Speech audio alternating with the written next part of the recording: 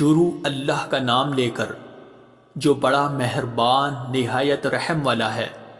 یاسین، حکمت بھرے قرآن کی قسم، تم یقیناً پیغمبروں میں سے ہو، بالکل سیدھے راستے پر۔ یہ قرآن اس ذات کی طرف سے اتارا جا رہا ہے جس کا اقتدار بھی کامل ہے، جس کی رحمت بھی کامل، تاکہ تم ان لوگوں کو خبردار کرو جن کے باپ داداؤں کو پہلے خبردار نہیں کیا گیا تھا،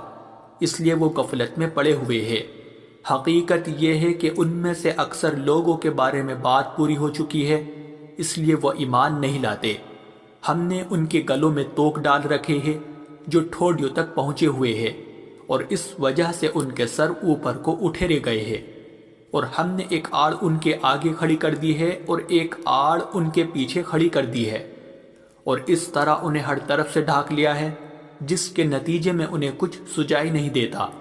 اور ان کے لیے دونوں باتیں برابر ہے، چاہے تم انہیں خبردار کرو یا خبردار نہ کرو، وہ ایمان نہیں لائے گے۔ تم تو صرف ایسے شخص کو خبردار کر سکتے ہو جو نصیحت پر چلے اور خدا رحمان کو دیکھے بغیر اس سے ڈرے، چنانچہ ایسے شخص کو تم مغفرت اور باعزت اجر کی خوشخبری سنا دو۔ یقیناً ہم ہی مردوں کو زندہ کریں گے، اور جو کچھ عمل انہوں نے آگے بھیجے ہیں ہم ان کو بھی لکھتے جاتے ہیں، اور ان کے کاموں کی جو اثرات ہیں ان کو بھی، اور ہم نے ایک واضح کتاب میں ہر چیز کا احاطہ کر رکھا ہے۔ اور اے پیغمبر، تم ان کے سامنے ایک بستی والوں کی مثال پیش کرو جب ان کے پاس رسول آئے تھے۔ جب ہم نے ان کے پاس شروع میں 2 رسول بھیجے تو انہوں نے دونوں کو جھٹلا دیا، پھر ہم نے ایک تیسرے کے ذریعے ان کی تائید کی، اور ان سب نے کہا کہ یقین جانو ہمیں تمہارے پاس رسول بنا کر بھیجا گیا ہے۔ انہوں نے کہا تمہاری حقیقت اس کے سوا کچھ بھی نہیں ہے کہ تم ہم جیسے ہی آدمی ہو، اور خدا رحمان نے کوئی چیز نازل نہیں کی ہے، اور تم سراسر جھوٹ بول رہے ہو۔ ان رسولوں نے کہا ہمارا پروردگار خوب جانتا ہے کہ ہمیں واقعی تمہارے پاس رسول بنا کر بھیجا گیا ہے، اور ہماری ذمہ داری اس سے زیادہ نہیں ہے کہ صاف صاف پیغام پہنچا دے۔ بستی والوں نے کہا ہم نے تو تمہارے اندر نحوست محسوس کی ہے، یقین جانو اگر تم باز نہ آئے تو ہم تم پر پتھر برسائے گی اور ہمارے ہاتھوں تمہیں بڑی دردناک سزا ملے گی۔ رسولوں نے کہا تمہاری نحوست خود تمہارے ساتھ لگی ہوئی ہے، کیا یہ باتیں اس لیے کر رہے ہو کہ تمہیں نصیحت کی بات پہنچائی گئی ہے؟ اصل بات یہ ہے کہ تم خود حد سے گزرے ہوئے لوگ ہو۔ اور شہر کے پلے علاقے سے ایک شخص دوڑتا ہوا آیا، اس نے کہا اے میری قوم کے لوگوں، ان رسولوں کا کہنا مان لو، ان لوگوں کا کہنا مان لو جو تم سے کوئی اجرت نہیں مانگ رہے اور وہ صحیح راستے پر ہے، اور بھلا میں اس ذات کی عبادت کیوں نہ کروں جس نے مجھے پیدا کیا ہے، اور اسی کی طرف تم سب کو واپس بھیجا جائے گا۔ بھلا کیا اسے چھوڑ کر میں ایسوں کو معبود مانوں کہ اگر خدا رحمان مجھے کوئی نقصان پہنچانے کا ارادہ کر لے تو ان کی سفارش میرے کسی کام نہ آئے، اور نہ وہ مجھے چھڑا سکے۔ اگر میں ایسا کروں گا تو یقیناً میں کھلی گمراہی میں مبتلا ہو جاؤں گا۔ میں تو اپنے پروردگار پر ایمان لا چکا، اب تم بھی میری بات سن لو۔ آخر کار بستی والوں نے اسے قتل کر دیا، اور اللہ کی طرف سے اس سے کہا گیا کہ جنت میں داخل ہو جاؤ۔ اس نے جنت کی نعمتیں دیکھ کر کہا کہ کاش میری قوم کو معلوم ہو جائے کہ اللہ نے کس طرح میری بخشش کی ہے اور مجھے باعزت لوگوں میں شامل کیا ہے۔ اور اس شخص کے بعد ہم نے اس کی قوم پر آسمان سے کوئی لشکر نہیں اتارا، اور نہ ہمیں اتارنے کی ضرورت تھی، وہ تو بس ایک ہی چنگھاڑ تھی جس سے وہ ایک دم بجھ کر رہ گئے۔ افسوس ہے ایسے بندوں کے حال پر، ان کے پاس کوئی رسول ایسا نہیں آیا جس کا وہ مذاق نہ اڑاتے رہے ہو۔ کیا انہوں نے نہیں دیکھا کہ ان سے پہلے ہم نے کتنی قوموں کو اس طرح ہلاک کر چکے ہیں کہ وہ ان کے پاس لوٹ کر نہیں آتے؟ اور یہ جتنے لوگ ہیں ان سبھی کو اکٹھا کر کے ہمارے سامنے حاضر کیا جائے گا، اور ان کے لیے ایک نشانی وہ زمین ہے جو مردہ پڑی ہوئی تھی، ہم نے اسے زندگی عطا کی، اور اس نے غلہ نکالا جس کی خوراک یہ کھاتے ہیں، اور ہم نے اس زمین میں کھجوروں اور انگوروں کے باغ پیدا کیے، اور ایسا انتظام کیا کہ اس میں سے پانی کے چشمے پھوٹ نکلے تاکہ یہ اس کی پیداوار میں سے کھائے، حالانکہ اس کو ان کے ہاتھوں نے نہیں بنایا تھا۔ کیا پھر بھی یہ شکر نہیں کریں گے؟ پاک ہے وہ ذات جس نے ہر چیز کے جوڑے جوڑے پیدا کیے ہیں، اس پیداوار کے بھی جو زمین اگاتی ہے اور خود ان انسانوں کے بھی اور ان چیزوں کی بھی جنہیں یہ لوگ ابھی جانتے تک نہیں ہیں، اور ان کے لیے ایک اور نشانی رات ہے، ہم اس پر سے دن کا چھلکا اتار لیتے ہیں تو وہ یکایک اندھیرے میں رہ جاتے ہیں اور سورج اپنے ٹھکانے کی طرف چلا جا رہا ہے۔ یہ سب اس ذات کا مقرر کیا ہوا نظام ہے جس کا اقتدار بھی کامل ہے، جس کا علم بھی کامل، اور چاند ہے کہ ہم نے اس کی منزل تاب تول کر مقرر کر دی ہے، یہاں تک کہ وہ جب ان منزلوں کے دورے سے لوٹ کر آتا ہے تو کھجور کی پرانی ٹہنی کی طرح پتلا ہو کر رہ جاتا ہے۔ نہ تو سورج کی مجال ہے کہ وہ چاند کو جا پکڑے، اور نہ رات دن سے آگے نکل سکتی ہے، اور یہ سب اپنے اپنے مدار، اور ان کے لیے ایک اور نشان یہ ہے کہ ہم نے ان کی اولاد کو بھری ہوئی کشتی میں سوار کیا، اور ہم نے ان کے لیے اسی جیسی اور چیزیں بھی پیدا کی جن پر یہ سواری کرتے ہیں،